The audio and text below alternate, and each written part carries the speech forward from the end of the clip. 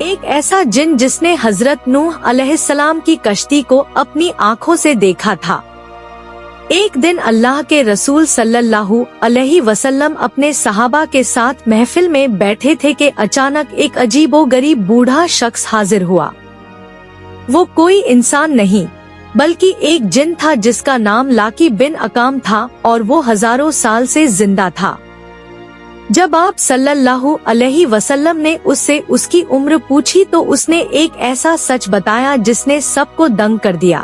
اس نے کہا، یا رسول اللہ، جب قابیل نے حابیل کو قتل کیا تب میں ایک بچہ تھا، میں نے حضرت نوح علیہ السلام کی کشتی کا سفر دیکھا، میں حضرت ابراہیم علیہ السلام کے ساتھ اس وقت موجود تھا جب انہیں آگ میں ڈالا گیا، اور میں حضرت موسیٰ علیہ السلام اور حضرت عیسیٰ علیہ السلام کے دور میں بھی زندہ تھا، اور پھر اس نے آپ صلی اللہ علیہ وسلم کے ہاتھ پر کلمہ پڑھ لیا۔